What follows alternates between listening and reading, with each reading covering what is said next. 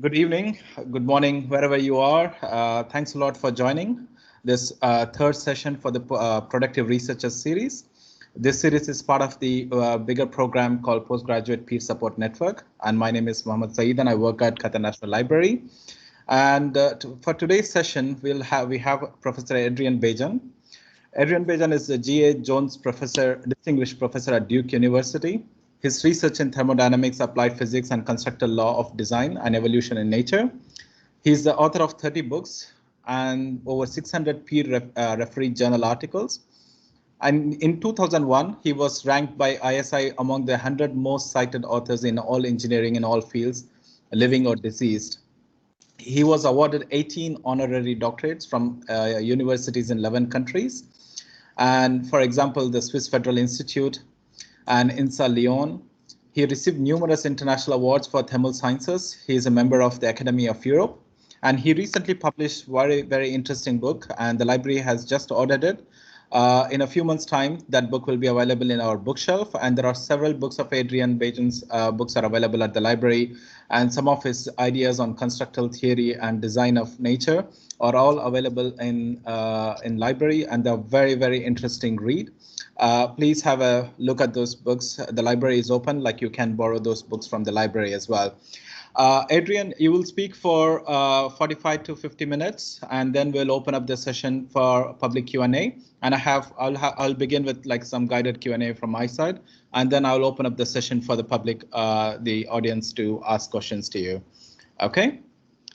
Super. Well, great. Okay, Saeed, thank you very much for the invitation, and especially for the idea of inviting me, because this is I think a very useful topic that you selected. In addition, it is rare. I have not seen it posed this way, especially in this organized fashion, and I hope that lots of your colleagues are in attendance, but also many more will be watching what you are videotaping. I will, of course, address the title of your hour here. But I will make one change. The title of the discussion is about a productive research career. The word productive smells of a factory, you know, where people make anywhere from screws to nuts and the cheese. In the research, the so-called productivity is about it's actually creativity, and the creating has to do with ideas. Ideas literally from Greek. The word idea means a mental viewing, an image that occurs in the mind. In fact, if you ask yourself what is it that animates each of us, not only when we wake up in the morning, but also when we're in fact dreaming, okay, at night, is mental images. And in some of us, I'm talking about the people in academia, students, of course, researchers, these ideas, if pursued seriously, lead to drawings, to designs, and later to devices or methods of doing things better, which means doing them in ways that are of greater benefit to us. So the profession of let's say being a researcher, especially in the university, is one of creativity, which yeah, it can be measured in terms of ideas. The goodness of ideas can also be measured in, there are many measures these days, obviously publications, the citations, but also what happens to the idea. Does it lead to let's say, mode of transportation for people, or does it lead to a new way of writing or communicating? We know the examples. So ideas are measurable. All ideas are not equal, meaning there's a hierarchy of ideas. We know about that. You see the hierarchy every time you study a new discipline. You open a textbook. In the textbook, you see basically the most important, the best, the most influential, the so-called classical ideas that came from a very, very small number of individuals dead a long time ago. So this is important to keep in mind. Now, why do people engage in this creative activity? That is also obvious. In fact, if I'm sure each of you had ideas, when ideas are good for the soul. One feels happy when one sees the proverbial light bulb going on in the mind. People say, aha. Of course, Archimedes screamed, eureka. It's pleasure, very much like it's the same pleasure as the pleasure experienced by the painter who suddenly loves his painting. You see, it's not about the fact that visitors in his atelier like the painting. It's about the fact that the artist, had a orgasmic behavior when he saw the painting. So that's why we do research. So that was the introduction about the title of this discussion, and I do hope that we have a discussion after I finish my brief remarks. I don't know how brief they will be, but I wrote them down, so I'm going to go through them. Now, the confession is that coming from me, research is an autobiography. One writes about ideas and work that happen to the individual, to the author. The research is not impersonal. It is actually the opposite of that. It has not only my name, but my personality, my life, I remember the time, the place, the people with whom I was working when I read any of my publications from 1 or 2 or 3 decades ago.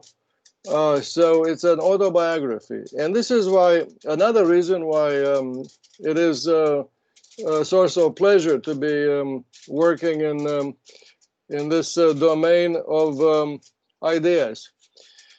So it is true, as Said said in the introduction, that now in retrospect, I published a large number of things, papers, and also books. But as I look back, what has happened in this long trail is far from haphazard. It is in fact organized, and it is to be distinguished as 1 or 3, or maybe 4 tracks, or let's call them crusades, in the pursuit of developing not only ideas individually, but methods of doing a better research in, you heard, thermodynamics and applied physics and design in nature. So and again, is the same as in art. At the end of a career, one speaks of a art current that was, say, triggered by you name it, Da Vinci or Picasso or other such notorieties. So that's the thing to keep in mind. If you have an idea, which happens once, You should treat it properly, the way that you might treat a good glass of wine. Try it again. In other words, do it again slightly differently. By the way, opera singers and actors, every time they get up on stage, they yes, they recite the same script, but and they sing the same aria, but they do it a little bit differently from night to night, because that is the secret to their own living happily that evening, you see. So a good idea is worth revisiting. That's another way to conclude this introduction. Now, for those of you who are not that familiar with my career work, um, I prepared a brief, just 4 slides of a PowerPoint to show you the 4 main methods that I recognize as I look back at where I come from. So now I want to share. Yeah, here we go. That is 40 years ago. I decided to bring thermodynamics into heat transfer, or for that matter, bring heat transfer and fluid mechanics into thermodynamics through the method of entropy generation minimization. That was based on everything that I published as books comes from my peer-reviewed journal articles. So these are, my books are not rehash of other people's textbooks, you know. My books are about primarily my own work, which was peer-reviewed in journal articles.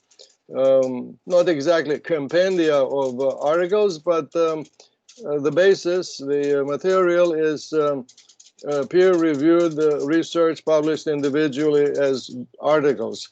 The first one was in 1982. I still think this was the book that is most responsible for the way in which I developed as a professor. That was the first method.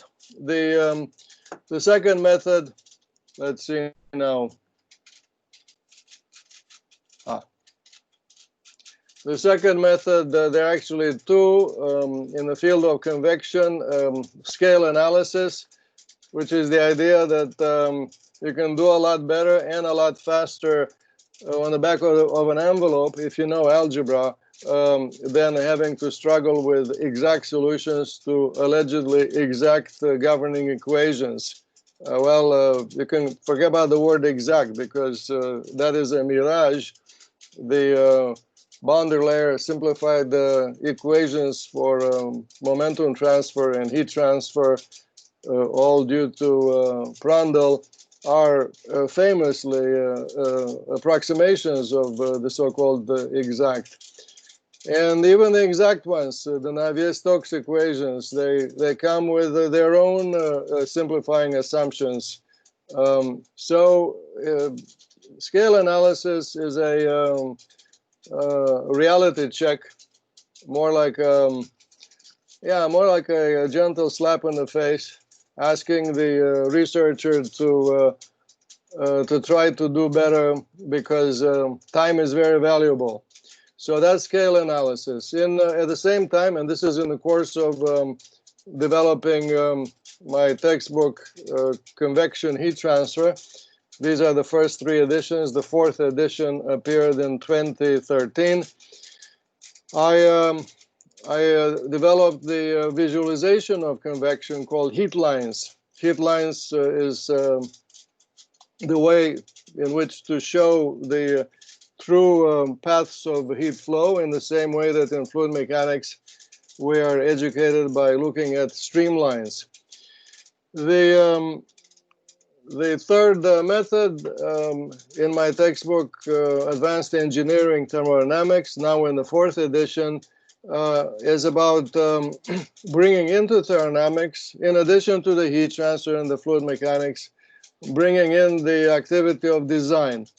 Design, which is, of course, has been in thermodynamics forever, but I'm talking about recognizing it as a pillar of the subject, a pillar along with mechanics and what used to be called caloric theory.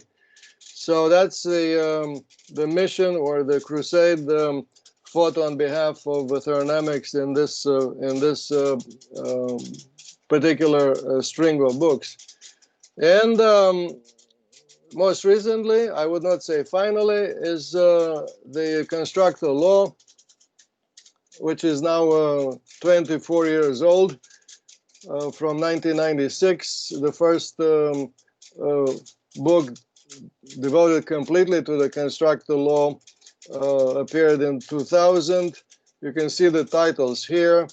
Then, by the way, when I wrote this book in the year 2000, Shape and Structure, I was contacted by many people, some of them journalists, advising me that this is a subject of general interest, meaning of interest to the general audience. And I reacted to that suggestion to the point that in 2012, I published a book with a reputed journalist, Peter Zane, called Design in Nature. And then I continued after that with the Physics of Life, which is also about design in nature, but with the individual, meaning any of us right in the center of the discussion. That's the Physics of Life. And then most recently, just 6 months ago, I published Freedom and Evolution, Hierarchy in Nature, Society and Science, which coincidentally is the book that covers most closely the subject of today's discussion. This book is about, quite frankly, all the questions that come up today. They have to do with, as you can see here, hierarchy in science really means the design of the generation of ideas, what is good, what is worth keeping, what is worth, let's say, questioning. But at bottom, because now I'm recommending to each of you to study this relatively thin book that's also famously inexpensive, to study the subject from the point of view of evolutionary design. That is an image, an organization that is far from rigid. It is free to morph in the direction of enabling the user to move physically, to move on Earth more and more easily, which means more economically, less expensively, with a longer life, with a longer distance of travel, all these things that you might hear discussed in the Department of Transportation in the city have to do with making life easier and easier, and the secret to doing it is freedom. And that means freedom starts with the freedom to question. Here is now, especially to the young members of the audience, research makes absolutely no sense if you, meaning there's no place for it if in your workspace you do not have the freedom to question. This means to question everything, to question the step that you make, the decision that you make, how to work, on what to work, but also to question the veracity of anything that appears in front of you. Advice, well, think about it before you implement it. The textbook lesson on this or that, well, maybe Prandtl was not entirely correct. He was obviously correct in his time, but since then the world has moved. I'm a big fan of Prandtl, but I'm using his his work as an example of what to admire, because Prandtl himself questioned authority. He threw away really the hydrodynamics books of Lamb and before that Bernoulli, and he did it much better, much easier for immediate use in his case, airplane technology. Think about it. Without Prandtl's wind tunnel and the institute in Göttingen, there would be no aviation today, aviation the way we know it.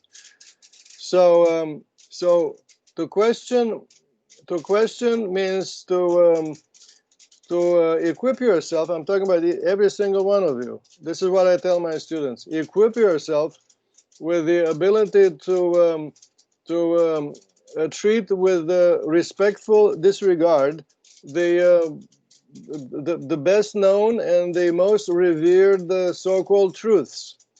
Ask yourself, is this really so? It may turn out to be so, okay? But it is good for you to enter the playing field with the attitude that you can win the game. Meaning you are not a bench warmer who gets on the field in order to spend some time on the field. So that's the yeah. Somebody wants to say something? What? No, I'm just asking everyone to mute so that it doesn't disturb the conversation. So yeah, sorry, go ahead. All right. So so this is the beginning. Now, how you arrive at this attitude? Well, by working at it. By working at it. Every single one of us obviously is raised properly in a home. We go to school as pupils, you know, tiny little kids who are taught to walk in a particular line and to keep quiet and respect the teacher. All these things, well, all these things are good. However, along the way, every single one of us discovers the urge to question, and yes, the urge to disobey. But here I'm talking about science. To disobey really means to be free to exhibit your personality. Okay, so physically it means asking the question: Is this so? Is this really so? You will discover that you're not alone, meaning you're maybe in your own room there where you do your PhD thesis. Your colleagues have similar questions. And so talk to people, meaning discover the free minds and chat with them. Or for your wife could be this person. Talk to people, and then you'll discover that in this discussion with others who are open-minded, new ideas spark. They simply start falling like the raindrops or like the snowflakes. That is, if you have an open discussion of questioning. It is for this reason that scientific meetings are useful. At scientific meetings, people of similar stripe end up meeting, probably for the first time, and without knowing, they let the rare bird fly out of their mouths, you see. And then it's up to those in the audience, let's say young professors who want to do something creatively in life, who actually observe what has just happened. Anyway, I'm talking too much in one direction. Let me get down to a short list of rules of conduct in research that I think are useful. I'm not prescribing anything to anybody. I'm simply, as I said, I'm describing my autobiography, which is my research. In my case, things happened this way, ... Okay, that's what I'm saying. If you see yourself in my narrative, then good for you.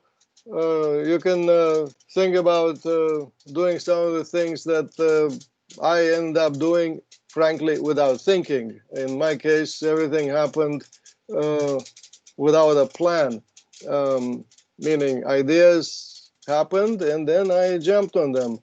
Um, so the one rule, I don't know whether it's the first, is to write by hand. I hope that each of you who's in this discussion here has a piece of paper and a pen to write down by hand the things that you might think are useful that come out of this discussion. Write by hand with a pencil, not with a keyboard or with taking snapshots of a screen, you know, with your camera. Stay away from that. Those are fool's gold. Fool's gold is this new technology of so-called writing. Run away from it. It teaches you nothing. The act of learning, is like a boxing match. It's 1-2, 1-2. The punches. It goes back and forth between the giver and the receiver. I make the effort to present something. I do this every time I lecture. Then the smart student makes the effort to receive it. And the best way to receive it is to write down what the receiver understands that was received.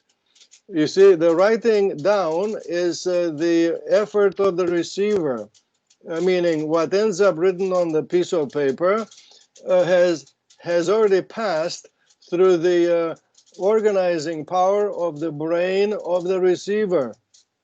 What's written on your piece of paper is yours. The sketch that you make is your sketch. And this is why you are learning from this process, excuse me, but also you are remembering it because it is yours.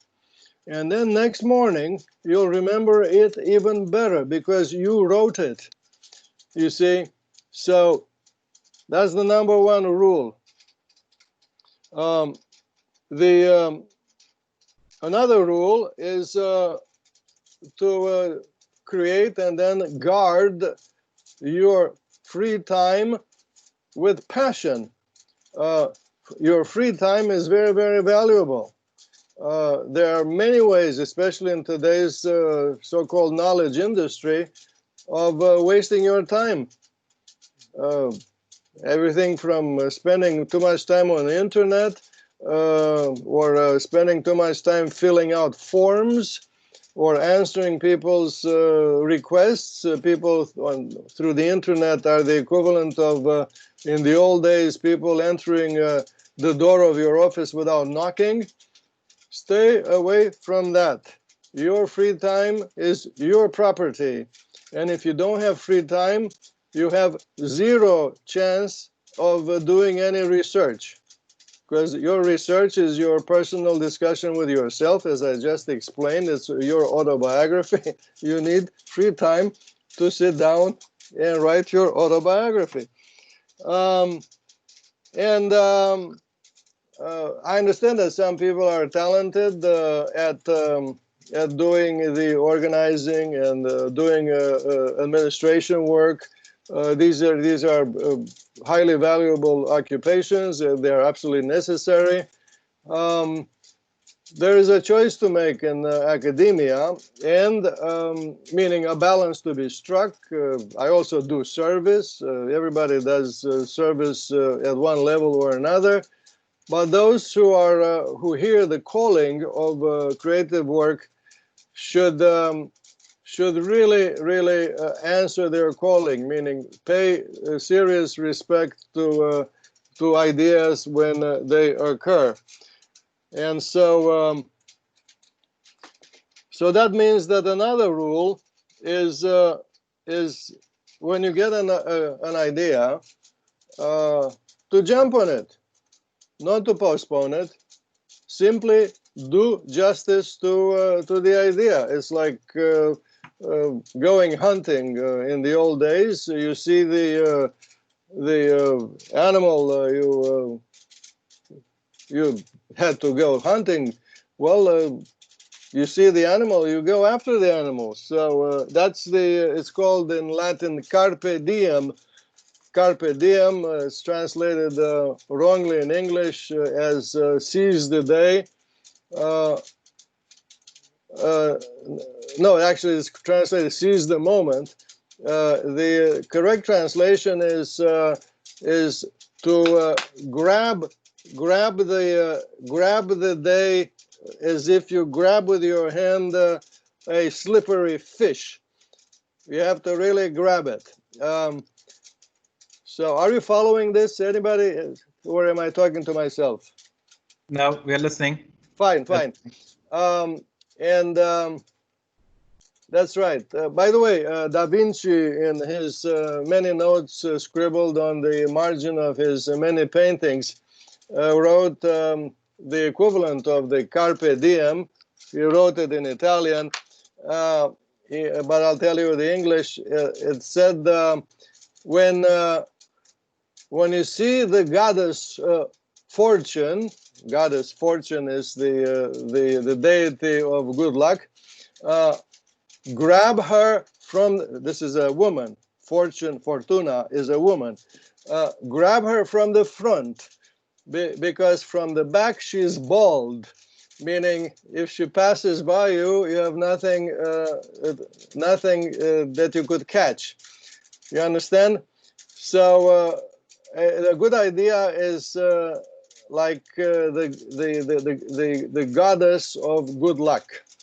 So jump on a good idea and do justice to it. Okay, I already mentioned the importance of safeguarding your free time. It is also important, once you become a young professor, to obviously you work with students. You may have doctoral students, or younger colleagues. The tradition in many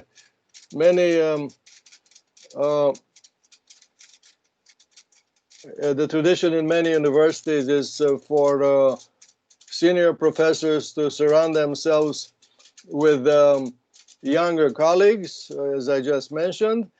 And the problem with that is that down that path, the senior professor becomes an administrator, an organizer of other people's work. One rule that I found to be extremely important and useful in my case is that of doing a lot of this work of mine, doing it alone, without any help. The idea, the execution, making the drawings, and of course the writing of the papers and then the books. This is the way in which the athlete keeps himself in shape. If you get out of the habit of working as an individual with your own ideas, it's almost impossible to get back into the habit. I know this from the way I was raised as a basketball player. It's a lot easier to take a 1 week vacation than to return to your previous form. It takes months to come back to the form that you had before the vacation. So that's very important to practice your violin alone, because it is good for your game. Hand in hand with that is the good practice of writing everything. You, the writer, write it up, even if it is the work of your group. When it comes to the work of your group in which you participate as a co-author, you be the writer. Obviously, in the beginning, you are the professor, not the students. By the way, these days everybody comes from a foreign country, so all of us have this great advantage that we know more than one language, but English is not our maternal language. Fine. It may sound like a handicap, but actually it's an opportunity for you, the writer, to become a good writer. So write everything. Volunteer that you write the paper, and then keep doing that for yourself. And then, of course, another little secret in all this work, no matter how serious, is to be light-spirited and question yourself, and also laugh at yourself. Tell a joke every once in a while, sometimes even slip it into your scientific text, and have fun. Do not take yourself too seriously. Change your mind. Change your mind. If 10 years later you discover that you have a better idea, better than the idea that you had previously, feel free to indicate that your old idea was incorrect. Now you changed your mind. That's the way forward. Those who are really open-minded change their opinions quite often. They go with the flow, not because they lack principles. They, in fact, are full of principle. And the principle here is that the ideas themselves, or the individual with the ideas, is an evolving design. I'm getting better right now talking to you. I'm actually getting better because I'm giving a speech that I have not given before. So that is this is the attitude. The attitude, again, my attitude. If you like my career, then you may contemplate some changes in yours. I mean, there are so many aspects of professorial life that invite themselves in this discussion. Some of them are obviously not discussed in academia, but they have everything to do with it. One is your home life. Your home life is very important. It has to be supportive of what makes you happy. If you're a violinist who has to practice every day for several hours, then obviously you need a family understanding, family support, all sorts of let's call them features of family life that are in accord with what is good for everybody, and that includes what is good for you. So yes, as I look back, I've been very fortunate because my wife understood from the beginning what makes me tick. We met at MIT 50 years ago, and she knew because of MIT what Adrian the animal really needs. At MIT, by the way, in my generation, and also among my professors, what I'm telling you in this disclosure was nothing new. It felt on me as if everybody was doing the same thing, meaning acting just like the boxer before stepping into the ring. I'm not exaggerating. The discussions in the classroom between professor and students were at the same level. The professor opening the discussion, the students throwing punches horizontally, And I thought that was, of course, wonderful, but I thought that was the norm. And then as soon as I left MIT, I realized that I was fooled by the image. It was not happening elsewhere. Elsewhere, there was a hierarchy of having to do with altitude. People higher up in positions are not questioned. The large numbers of people in the audience, say in a departmental meeting, are quiet, not vociferous. I'm talking about elsewhere. And so that's the lesson of life, or the great fortune of having at home an environment that's supportive. And anyway, let's see what else I have on my list. And finally, let's just, before we open the discussion, there is, yes, some sort of planning that goes on everyone's work table. It has to do with, again, not wasting your time, recognizing what is a good idea and what is not a good idea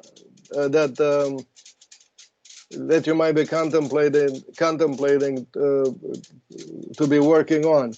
So you have an idea in the morning, and the first question is, is it worth my time? Keep in mind, it's very important for you to safeguard your free time. Therefore, you should not work on on everything that flies in front of you. So good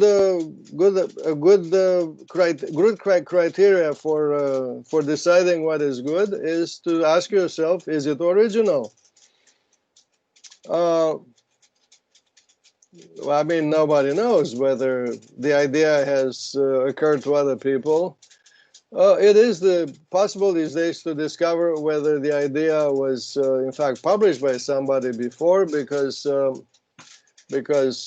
with the internet you can research keywords. But even in that direction, it takes time to do a totally complete job. But even if you discover that the idea was indeed done by somebody else, nobody knows where or in what language, you come to that discovery after significant detective work that took time, so much time that it basically nullified your own excitement of working on your new idea.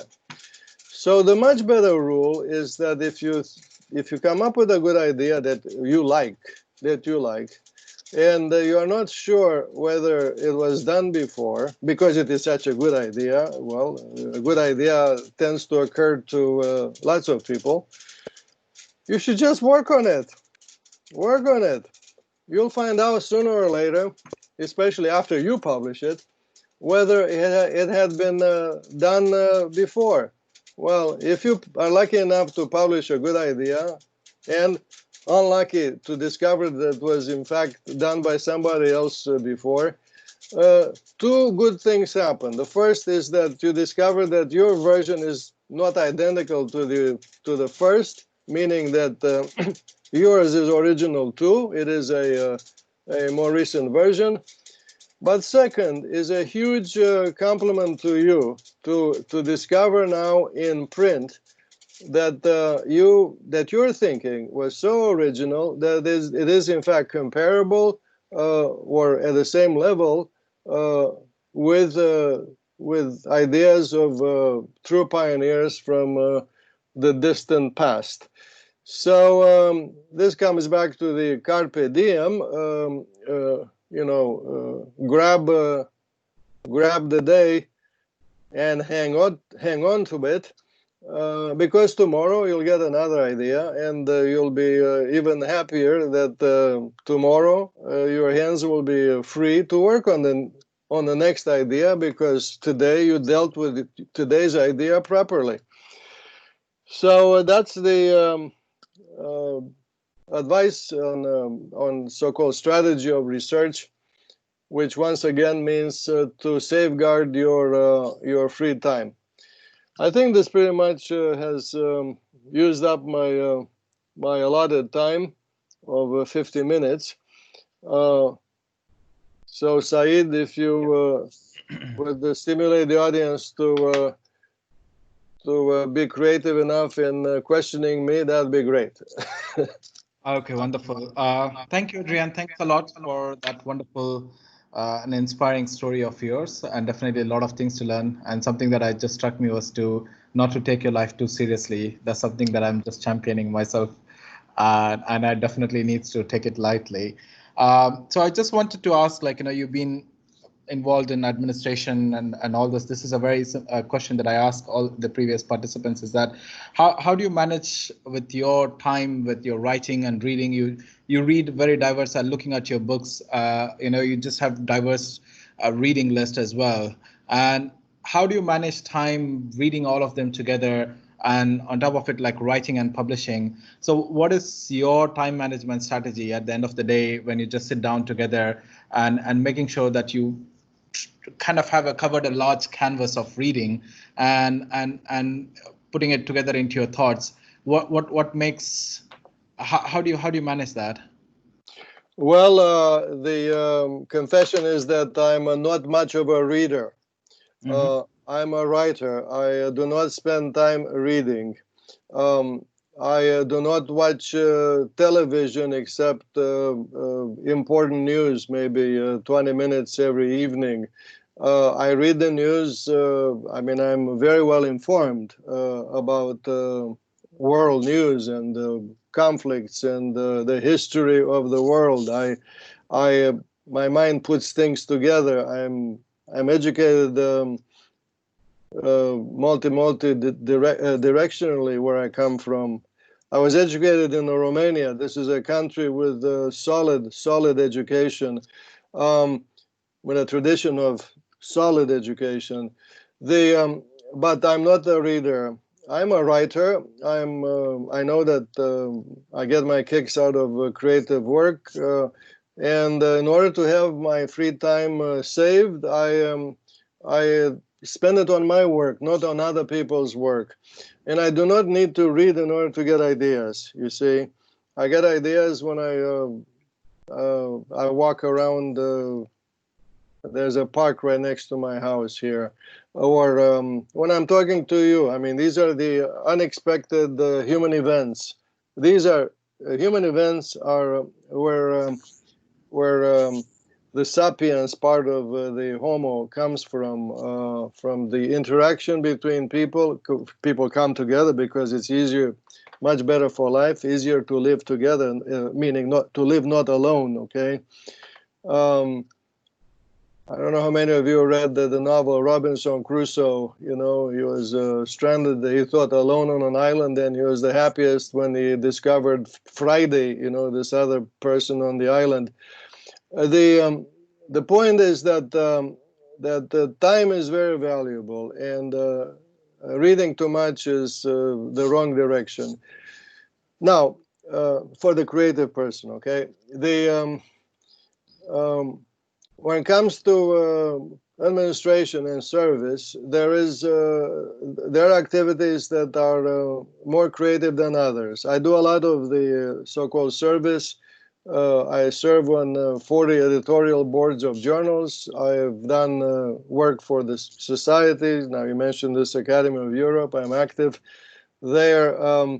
But these are activities that require require my ideas, not my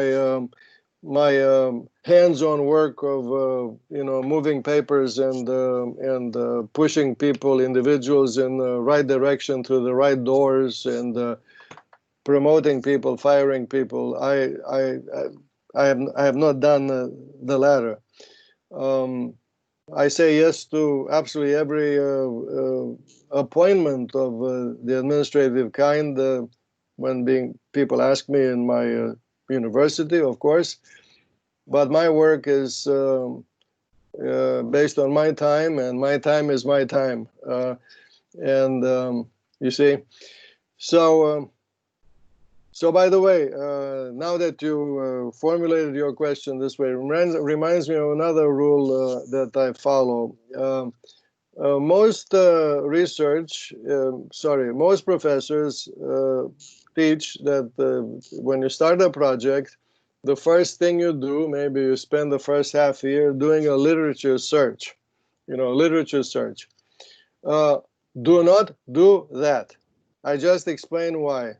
After you do the literature search, you discover one of two things. Both of them are bad. You discover that your proposal for the research is not new, or you discover that okay, it is new, but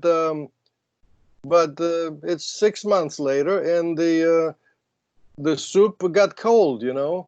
It's not exciting anymore. No, it's the opposite of carpe diem. You should start your work even before you write the proposal.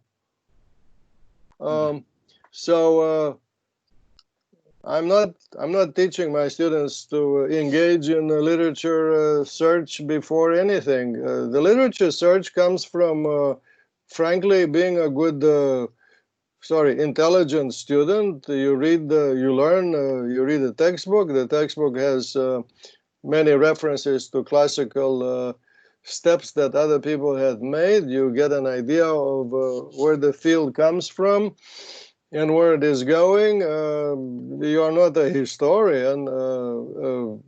You are just a citizen in, for example, the field of convection, a citizen, and you just move on. You have legs, you have sneakers.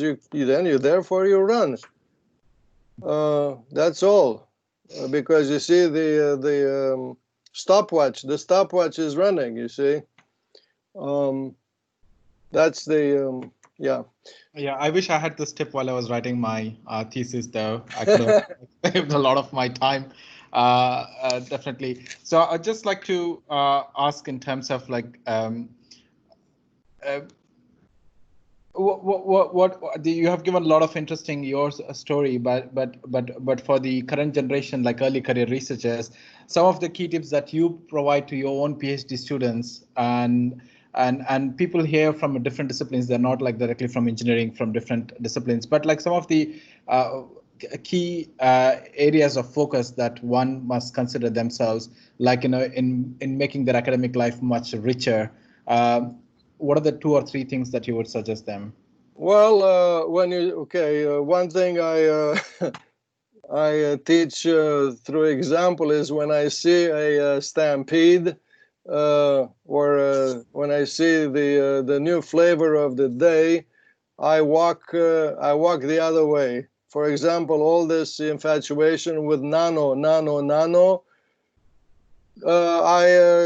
I say, well, I have all the respect in the world for the people who are animated by it, but when I see a crowd, I walk the other way. This is true in life. In life, when you see a crowd, run, because the crowd is marching its own way, as if mindlessly, unaware of what is in front of it. In front of it could be the cliff, and it often is. Think about the evolution of society. Huge disasters happened when crowds marched, unable really to ask themselves where they're going. So you, the individual who respects your own thinking and who has this ability to question, the first thing you question when you see a crowd, first of all, you don't even have to question. You simply run away. Run away. Run the other way. This is in fact, where all science comes from. All good science comes from people who ran away from, quote, everybody agrees with this, unquote. You see, when you hear consensus, run away, because consensus is the poison. it it stops you in your tracks. It makes you impotent to do anything new. When everybody knows this, quote unquote, that is exactly the opposite of what a good creative career calls for. The answer to that is who says that everybody agrees with? Because that means that everybody was asked and everybody voted. Yeah, well, maybe, but I was not asked and I did not vote, you see. So all that is nonsense. Everybody agrees with. These days, by the way, everything in science talking about the politics of science, is dominated by this point of view. People tell you, you read on the news, 98% of scientists agree about, you name it, global warming or whatever. 98% of scientists. So what? You know, 500 years ago, most so-called wise people agreed that the sun rotates around the earth. So what? It took one, well, not one, but a very small handful of smart people from Copernicus to Galileo and Giordano Bruno in Italy to contradict that. Giordano Bruno paid with his life. The point is, the individual, as this is now I'm quoting Galileo Galilei, God gave us brains in order to think, all right, not to be sheep, in order to think. So that's basically the I forgot why I got on this tangent, but it's very important to cover this aspect, to know that that the things that people like, for example, 30 years ago, a lot of money was being poured here in the U.S. Poured into research on fuel cells. Fuel cells. Well, run away from that. There's plenty that's not recognized by these administrators who decide how to appropriate the money. The people who do the money appropriations in government-sponsored research are not known for being really good researchers. Mm-hmm. If they were researchers, they would not be doing that kind of work. Mm. So why do you need their opinion or what is important? I'll tell you what's important, okay? By the way, this is one of the very short paragraphs in my book, Freedom and Evolution. What is important in research is to live a happy life, a long life, and a useful life. This answer applies to what makes a good life in general for anybody. A person who, raises pigs, or a person who grows some kind of a source of food, or a person who is a elementary school teacher in a tiny village. The life, a good life, is the one that makes you happy and gives you the impression and the conviction that it was a useful, that it was a life that made a contribution. It is not the work of copying somebody else, meaning joining a crowd, or doing what the authorities tell you to do. You know, who says? Who says? I mean, I'm not talking about deserting from the army here. You know, there are obviously rules of conduct in society that, in most cases, are well tried and tested and good and useful. But I'm talking about the creative life of the individual is extremely precious and extremely valuable and revoltingly short. That's the thing. Yeah. So someone was asking, like, what is constructal theory, constructal law is all about. Would you like to summarize like a few because that's part of your last 20 years of your career in shaping it. Saeed, let's not be morbid. My most recent part of my career, not my last, not my last part of my career. That No, was the, that, I know that was the joke. Okay, the the joke level answer to the question is it's all in my book. Read the book, okay, about the constructal law. Well, the constructal law is the common sense observation. Any law of physics is a very brief common sense summary of universal observation. In the case of the constructal law, the observation is that any finite size flow system um, has the natural tendency to evolve, which means to change in time in a discernible direction, which is the direction in which its new flow configuration offers greater access to what flows.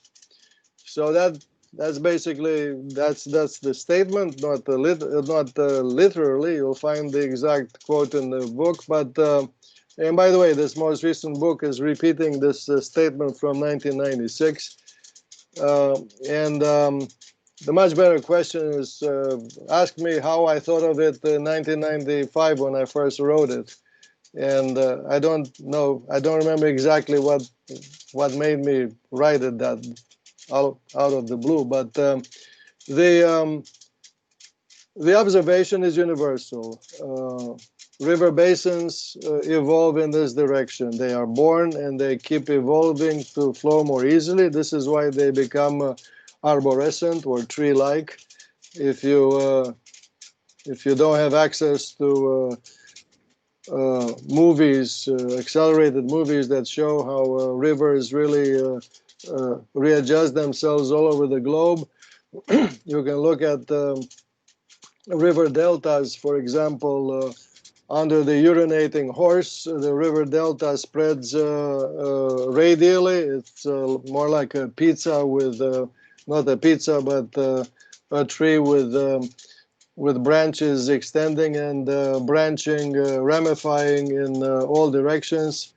If you don't have access to a horse, you spill some milk on your kitchen floor and you see the same snowflake architecture. And in this case, what's showing you the drawing is the so-called inanimate or geophysical sphere on the globe. But it's the same architecture that's in everywhere in the so-called biosystems, the vascularized tissue, the human lung, the circulatory system in these blood-filled animals, and on and on and on. And then at larger scale, the movement of individuals in society, in the city, in the country, on the globe now with the air traffic is vascular, is the same architecture. Now at the global scale, the individuals are like the red blood cells flowing through the arteries. The arteries are the air routes. At the much smaller scale, of course, you have the red blood cells flowing through whatever circuitry that to which they belong. And then go back to the inanimate. The lightning is like that. Even rock slides, rolling stones, all these things evolve to flow more easily. Think about that. A rolling stone is a flow system. It's moving, and in the process, it becomes rounder. Man, it becomes rounder to roll more easily. In fact, the ball bearings come from this huge discovery that if you roll something that's not perfectly spherical long enough between two flat surfaces, you roll this thing, it becomes perfectly spherical. That is the evolutionary design toward flowing more easily, which is the same design that gives birth to the perfectly round tube through which the air flows in the lung and the blood flows through the body. So that's the two-dimensional version of the perfection, meaning the circle, the round cross-section, versus the three-dimensional, which is the perfect sphere for some other things. If you don't like ball bearings, think about the dung rolled by the dung beetle in the desert. Yes, to be easier to roll. That's why it becomes spherical. All these things have direction, meaning the evolution of configuration has direction in time, meaning that the constructal law is also the law of physics of time itself. Without the freedom to change, there is no time direction. Without the observation of change, there is no concept of time. Now, prehistoric humans did not have, wristwatches to look at the time. They had eyes and other sensory organs with which they perceived change. This is how they got the idea that now is different than before, or that tomorrow will be different than today. This is what people knew, the difference between now and before. And that difference became the concept of time. So the fact that people in the physics talk about time all the time, up and down, makes the origin of the concept completely unknown. The concept of time is about observing the difference between now and before. It's not about the counting seconds or minutes. Meaning, the concept of time means observed change. And this change is what the constructal law is about. Change in configuration, change in image. And the name for mental viewing or visual image in Greek is, I'm not telling you that, means idea. Idea means image in where science comes from. And science does come from the Greeks, okay? The Greeks are the first who wrote down the concept of truth independent of the temple. This is a huge change in human thought. It happened in our cultures, the so-called Mediterranean basin.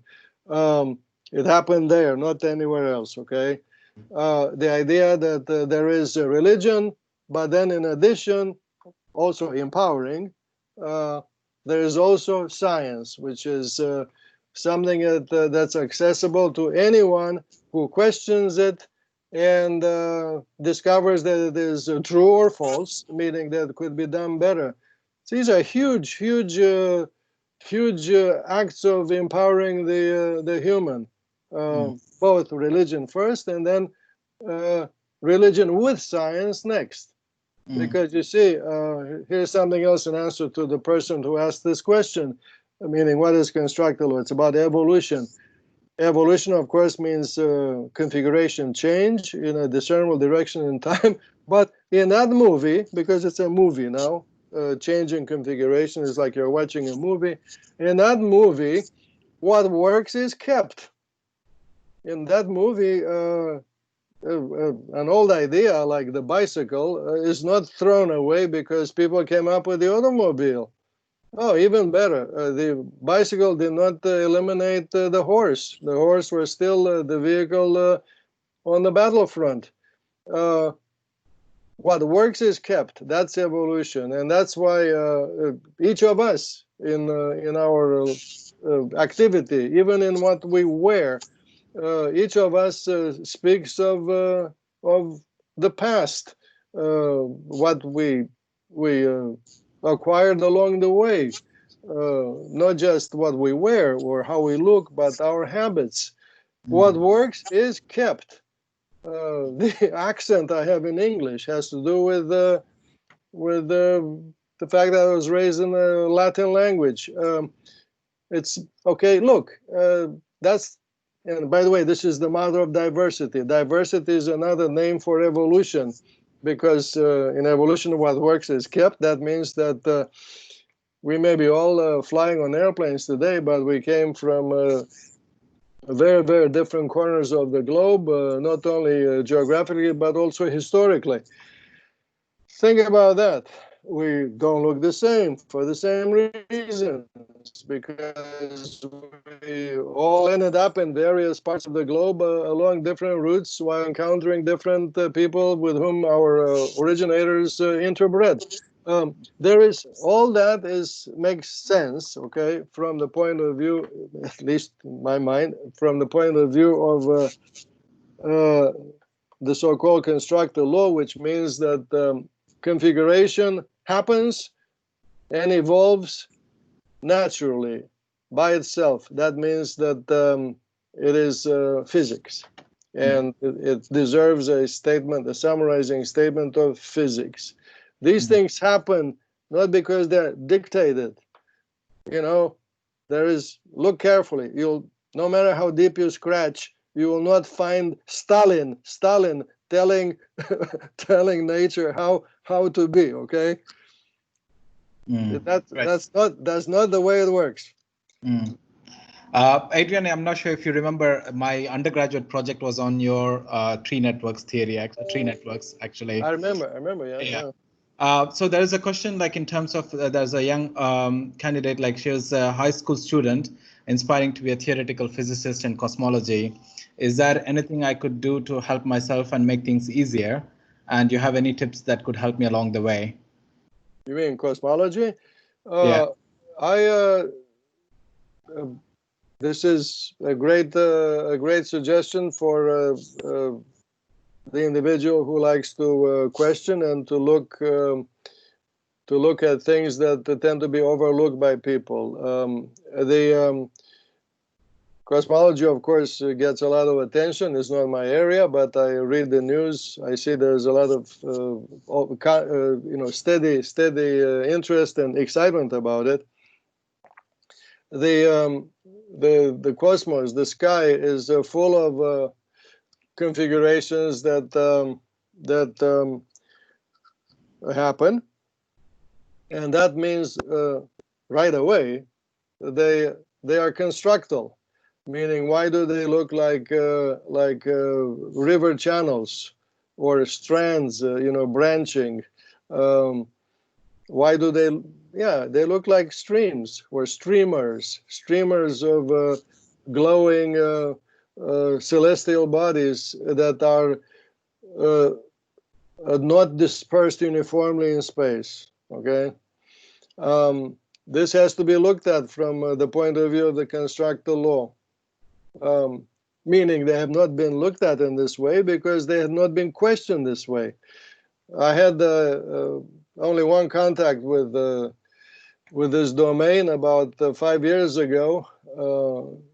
I teach constructal law as an undergraduate course at the senior level, and this student in the classroom he was a mechanical engineering major, but his minor field of interest was in cosmology in the physics department, and he proposed to me the question of why do celestial bodies come in many sizes, not just one size? And it turns out, so that's already a hint that if they happen according to physics, okay? And the law of physics that make them appear or happen or be to exist in space hierarchically is the constructal law, because we showed on the back of an envelope that if you have a uniform suspension of bodies in space, they all attract each other, which means that this suspension is in a state of uniform tension, meaning it's like a stretched membrane. It's in tension. It is destined to snap into pieces that meaning to coalesce into bigger celestial bodies. And if you ask the question of how should the resulting group of bigger bodies be, one size or multiple sizes, well, it turns out that the group that's of multiple sizes comes together through coalescence a lot faster than the new suspension of bigger bodies of uniform size, meaning that the path to relieving the tension, the path to relieving the tension is faster or more direct or easier, greater access if you want, if the result is hierarchical. So that's the reason for everything from planets to other bodies in space being of a non-uniform size. But the new question that comes to mind because of what you bring up is why are these multi-scale bodies organized in streamers that look like rivers of light on the sky? That is, so I think the answer to that is connected to the same principle of how do these rivers of mass lead to one big blob that sucks them all in, when they all fall into each other. How do they get there faster? They get faster by flowing in a conga line. Yeah. So we just have like last 5 minutes now. So the two questions quickly, see if you can sum it up. The one question is related to the literature review, mentioned that like don't spend too much time, but one participant argues that yes, it's fine in engineering, but in social science you need to survey all what has been done before to see if there are any gaps that interest you as a researcher. And the second question is, how can we stay all time motivated in writing process and PhD in general? So those will be the two questions before I. I'm not good at remembering questions. I remember the first one. After I answer that, I will ask you to repeat the second one. Okay. The first question is in the social sciences, obviously, because of my work in design in nature, I am aware of the social sciences, and I published in that direction as well. That field is no different than the other fields of science. There are crowds that are marching, meaning there's an established view where maybe two or three, some classical, some at odds with each other. In this sort of serious domain, the gold to be found is in the hills that have not been dug. So the people in the social sciences who come up with new ideas are not the ones who dig the plots that have been dug. So yes, meaning I agree with myself. walk away from the crowd. By the way, Sigmund Freud made this observation at the end of his career that I'm paraphrasing him.